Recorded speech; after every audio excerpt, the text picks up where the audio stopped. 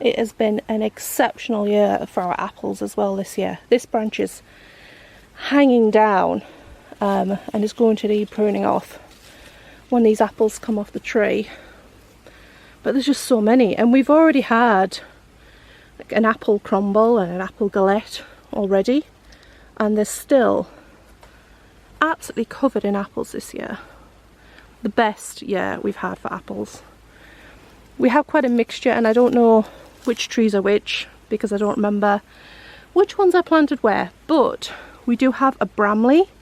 I think this is the Bramley, and we have a James Grieve and 2 Braeburns, or that's what they were labelled as. So I'm not sure which ones are which. I actually think this one was supposed to be Braeburn, but no, this one was supposed to be Bramley, but I don't think it is. I think this is Braeburn. I'm not sure. Maybe they weren't as they were labelled. But I know when I made the crumble the other day, there was some cooking apples in amongst it, and I'm pretty sure they were from this tree. So lots of apple pie and crumble in our future. Last year we turned my Mini Cooper into a car camper for me to be able to go on holiday. But this autumn I've decided to make some tweaks to it after having a holiday away with John in the Land Rover. So last year what I did was I used all this old caravan sponge to make cushions, and I had the whole back of the car kind of all the way up to the backs of the front seats kitted out in cushions, the whole back, and then I had another piece of plywood that kind of fell onto the back of the passenger seat when it was pushed right forward and laid right forward, so that I could lie diagonal across the car, which worked out okay, but you kind of strap for space a lot. So this year I decided to take out the passenger seat and work on this autumn. So the passenger seat's been taken out. We have another piece of plywood that runs all the way through to the front, and a storage box for the footwell. And because I don't need all of this space here to sleep in, I've cut the cushions down to size so that I can then fit storage boxes over here. All this sponge is quite bouncy. So I have a big storage box at the front here.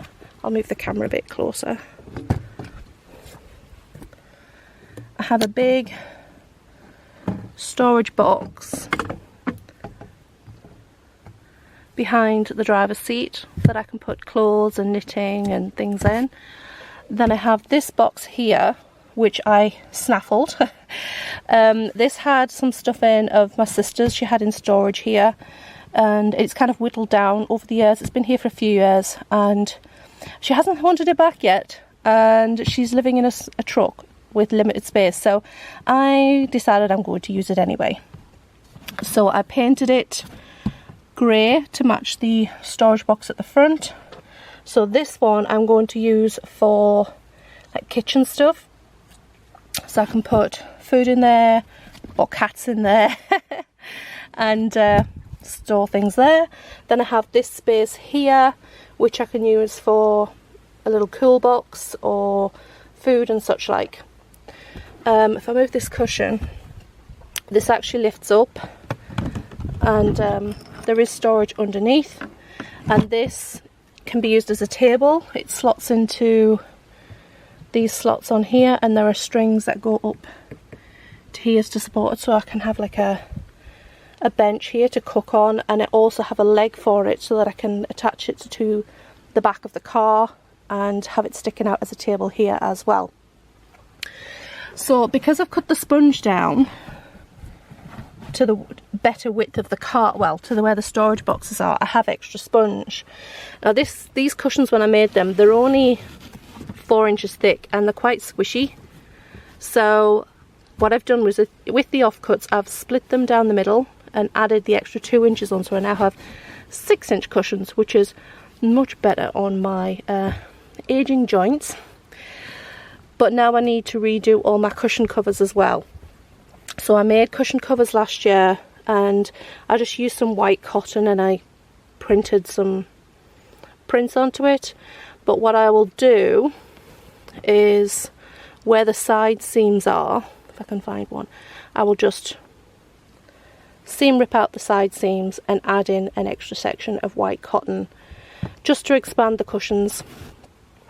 And yeah, I still have a couple of the cushions to make into 6 inches. This is 4-inch memory foam. This is not the same as this. This was out the old caravan. This memory foam is left over from doing the Land Rover conversion this summer, so I still need to... My cat is chewing on my tripod, stop it. I still need to spray adhesive an extra 2 inches of foam onto this cushion and onto the cushion that goes right at the back. So one for right at the front and one for right at the back. I'm going to try and just use up all my scraps for these 2 cushions that I've got left. I haven't cut this one down yet to 2 inches, it's still 4 inch, but I have these, so I'm just going to fit them best I can, and then the real scrappy leftovers I'll use for the foot cushion, because that won't matter so much for my feet. So I'm just going to use my handy dandy knife and cut these to size and glue them on.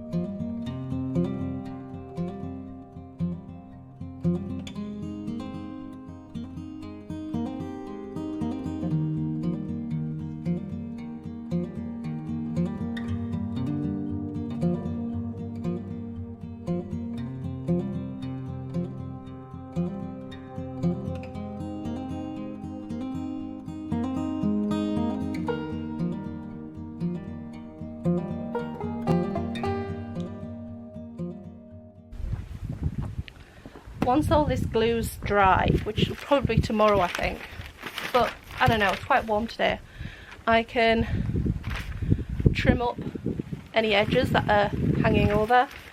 This is the last one that I've done. It's where my feet go, so it's not as important as the other cushions, so it doesn't matter that it's kind of been patched up a little bit. There's 1, 2, 3, 4 pieces of foam that's been laid on top of this one. But because you're not lying directly on it with your body so much, it doesn't really matter. So I'm just going to wait for these to dry and then trim them, and then they're ready for adjusting all my cushion covers when probably on a cloudier day, because it'll be a bit too warm up in my sewing room today to do that. I think we'll leave today's video here. I don't want these vlogs to get too long, and it's been quite busy out here in the garden today anyway, so I think it's time for a cup of tea.